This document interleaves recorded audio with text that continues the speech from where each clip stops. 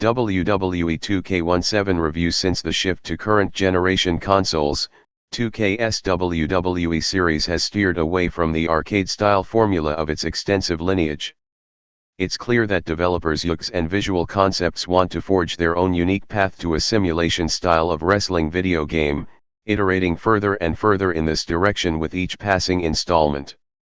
Much like last year, matches in WWE 2K17 have a distinctly measured pace, focused on capturing the look and feel of the current WWE product as closely as possible. It's an acquired taste, for sure, and if you haven't enjoyed this deliberate style previously and perhaps yearn for the days of old, 2K17 isn't going to change your mind. With that being said, however, I wouldn't hesitate to call WWE 2K17 a better video game than its immediate predecessors. For one, singles matches have seen some incremental refinements that improve the ebb and flow of each contest. While the reversal system, pin/kick-out mechanics, stamina management, and submission minigame remain relatively unchanged, there's some welcome fine-tuning sprinkled throughout.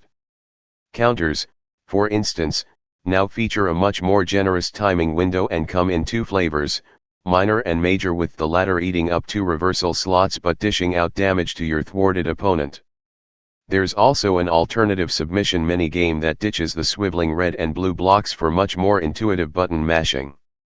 And taunting now provides mid-match buffs, which makes sense and gives these gestures the same measure of importance they carry on TV. For the first time in a few years, you can take the fight backstage, too. With the gorilla position, a hazardous hallway, locker room, and authority office ready to be demolished, this isn't as gargantuan a space as it was in the halcyon days of WWE SmackDown vs. Raw, but there's no denying the joy to be had powerbombing your opponent onto a sturdy oak desk while Vince McMahon stands by, undeterred. Sure, backstage brawls are nothing groundbreaking, but it's an anarchic addition that's entirely welcome. Similarly welcome are some of the improvements made to multi-person matches. Previously, these scuffles were a noxious mix of the chaotic and the frustrating. With everyone stuffed inside the ring at the same time, moves were constantly disrupted, and matches would extend far beyond their expiration date as one pin after another was irritatingly broken up. WWE 2K17 fixes this issue and injects a dose of realism into proceedings at the same time. Much like actual multi-person matches, the action is still mostly confined to 2 warring combatants. As damage is inflicted to various superstars, they'll roll out of the ring and lay on the outside to recover for a short time, making the in-ring action a lot less disorganized. Mechanically, this gives you time to regain lost stamina, but you can also cut this process short if you want to get up early and try to stop someone else from getting a 3 count. Switching between targets is, thankfully, a lot less cumbersome this year, too. A simple tap of R3 cycles through each wrestler involved in the bout, with the name of your target appearing above your wrestler's head for a short moment. Ladder matches have also seen some ease of use adjustments.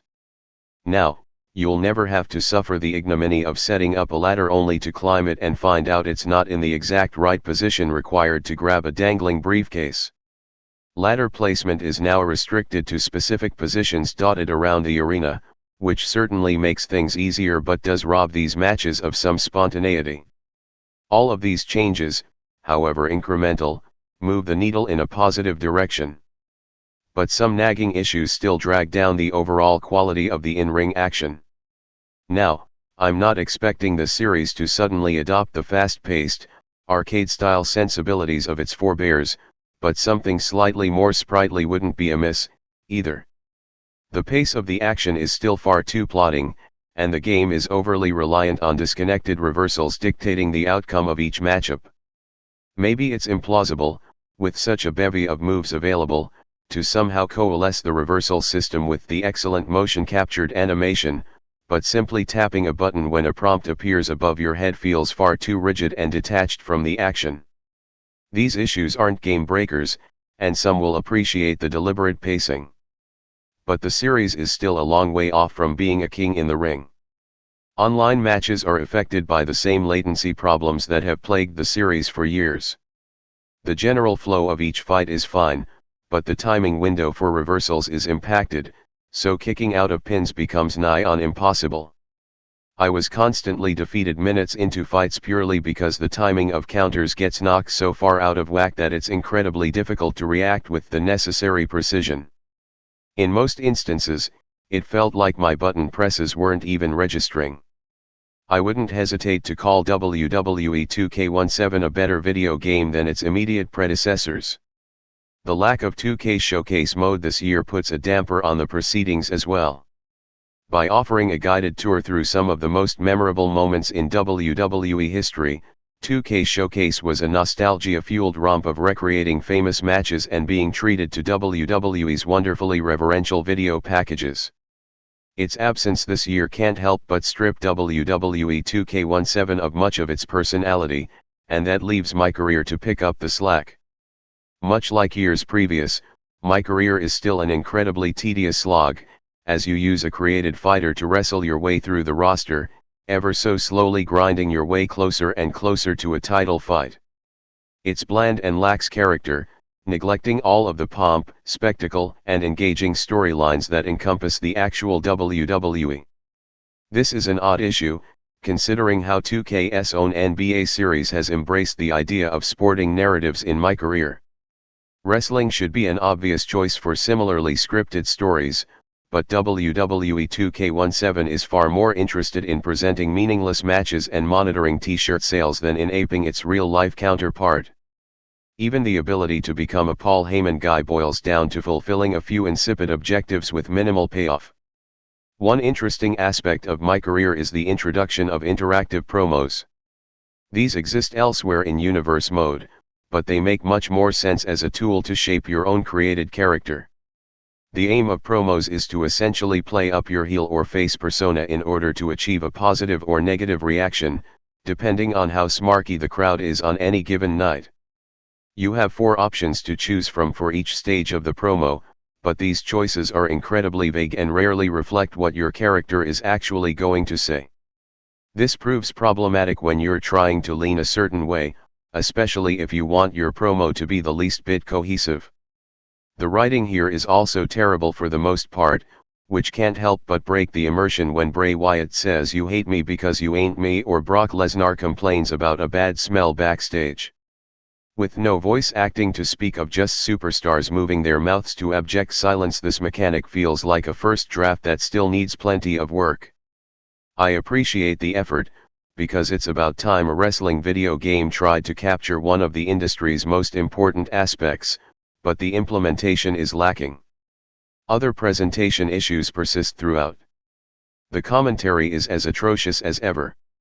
It's stilted and regularly irrelevant, which some would argue is entirely true to life. Replays are universally awful, too, often showing pins rather than the moves that preceded them. And the whole game is considerably outdated. This isn't 2K's fault, mind you. At some point, the developers have to lock down their content and actually finish the game. They're just in the unenviable position of releasing a game a couple of months after a vast upheaval in the WWE, with the brand split resulting in a wave of NXT call-ups, new teams forming, shifting character alignments, new commentary teams, and new sets. Fortunately, if you're a stickler for accuracy, WWE 2K17's exhaustive creation suite means that many of these issues can easily be rectified, with the community already creating plenty of near-perfect new attires, wrestlers, and set designs. No matter how you spruce it up, however, WWE 2K17 isn't the substantial leap forward I was hoping for. The in-ring action is still serviceable, and refinements to various aspects of its combat make for a more enjoyable game than in previous years. But there are still a myriad of niggling issues holding it back, and the absence of 2K Showcase only compounds these problems. If you've had previous reservations about this series, WWE 2K17 is unlikely to change your mind, and, at this point, it feels like 2K would be better served taking a page out of Seth Rollins' book for next year's installment. Time to redesign, rebuild, and reclaim.